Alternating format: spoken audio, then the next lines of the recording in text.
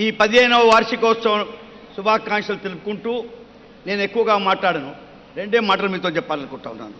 ఎందుకంటే స్వాగత ఉపన్యాసం పేరిట స్వాగతం పలుకుతున్న రాజేశ్వర రెడ్డి గారు కానివ్వండి, తుమ్మల నాగేశ్వరరావు గారు కానీ ఈ మన పార్టీ యొక్క ఘనత గురించి, మీ వీరత్వాన్ని గురించి, మన ప్రభుత్వం చేపడుతున్న కార్యక్రమాల గురించి, అభివృద్ధి గురించి చెప్పారు. కాబట్టి మళ్ళీ ఇంకోటి నేను రిపీట్ చేసిన అవసరం లేదు. వాళ్ళతో పూర్తిగా ఏకీభవిస్తూ దాన్ని ముందుకు తీసుకెళ్లే బాధ్యత మీ మీద ఉందని చెప్పడానికి ఈ ప్లెనరీ పెట్టుకుంటున్నాం చెప్తున్నాం. ప్లెనరీకి మనకు పండుగ. చాలా ముఖ్యంగా ఈ ఖమ్మము మన పుణ్యభూమి. నా గురించి పుణ్యభూమి గారికి కనపడతా ఉంది. తెలంగాణ ఉద్యమానికి పుట్టిన తల్లి ఇది. అంతేకాకుండా 1969 నుంచి కేసీఆర్ గారి మనం ప్రాణవాయు పోస్తున్నటువంటి ఒక దీక్ష అంతా ఇదే గడ్డ మీద జరిగింది. నాకు ఇవాళ ఇప్పుడే మాట్లాడుకుంటా ఉన్న ప్రెసిడెంట్ గారు రావేళ్ల రామారావు గారి ఒక గేమ్ జ్ఞాపకం వస్తూ ఉంది. ధీరులంటే మగసాలి తెలంగాణరా, వీరుల కణతి తెలంగాణరా అన్నారు. అది తెలంగాణ తల్లి పేరిట రాసిన గేమ్. ఆనాడు మనమందరూ దాన్ని మనం జయశంకర్ గారు జాతీయ గీతం అన్నారు, ఎమోషనల్గా అన్నారు. ఏదైనప్పటికీ ఒక మాట చెప్పుకుందాం. ఈ ప్రస్థానం 15 సంవత్సరాల ప్రస్థానంలో 3 వర్గాలుగా మనం విభజించవచ్చు.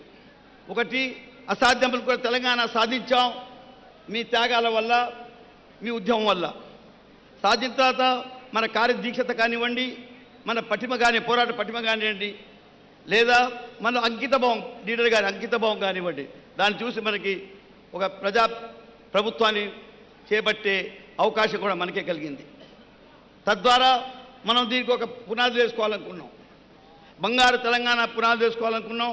ఎన్నో ప్రోగ్రాంలు చేస్తున్నాం. దాని గురించి ఇప్పుడు చెప్పుకుంటూ వచ్చారు. అది 20 మాసాలలో దేశమే కాకుండా ప్రపంచంలో కూడా దాన్ని ఎంతో ప్రేజ్ చేసుకుంటూ ఎందరో దీన్ని బేషంటా ఉన్నారంటే మనం గర్వపడవలసిన మాట. ఇప్పుడు మనం కీలకమైన 3వ దశకు చేరుకున్నాం. చెప్పిన మాటల్ని పూర్తి చేయడమే కాకుండా తెలంగాణ పెట్టిన పునాదుల్ని పూర్తి చేసుకుంటూ స్ఫూర్తిపై మనం దీన్ని పూర్తి చేసుకునే అవకాశం వచ్చింది. దాని బాధ్యత మీకే ఉంది. అందుచేత తుదకి ఒక జ్ఞాపకం చేసుకుంటూ వస్తూ ఉన్నాను. బ్రహ్మాండమైన మద్దతు మనకు దొరుకుతూ ఉంది. మెదక్లో స్టార్ట్ అయిన బై ఎలక్షన్ నుంచి మొన్న ఖమ్మంలో మీ మున్సిపల్ ఎలక్షన్ వాళ్ళు చూస్తూ ఉంటే ఏ తీరుగా ప్రజలు మనతో కలిగి చేయాలనుకుంటున్నారో, మద్దతు తెలపాలనుకుంటున్నారో, మనతో నడవాలనుకుంటున్నారో అది మనందరికీ చాలా గర్వంగా ఉంది. మరి ఆ మాటలు చెప్పాలనుకుంటే ప్రజలే కావాలనుకున్నప్పుడు ఈ రాష్ట్రం, ఈ తెలంగాణ ఏదో పార్లమెంట్లో బిల్లు పెడితే వచ్చిన రాష్ట్రం కాదు. ఇది ప్రజా ఉద్యమాలతోని ప్రజలు కోరుకున్న తెలంగాణ. కాబట్టి తెలంగాణ వచ్చిన తర్వాత ప్రతి వాడు కూడా దీన్ని భాగస్వామ్యం కావాలనుకుంటాడు. కాబట్టి అందరూ దీంట్లో మీతోని వారి చేతులు కలిపి మనతోని సైనికులుగా నడవాలనుకుంటా ఉన్నారు. దానికే ఆకర్షణమై తెలంగాణ అనుకుంటా ఉన్నారు.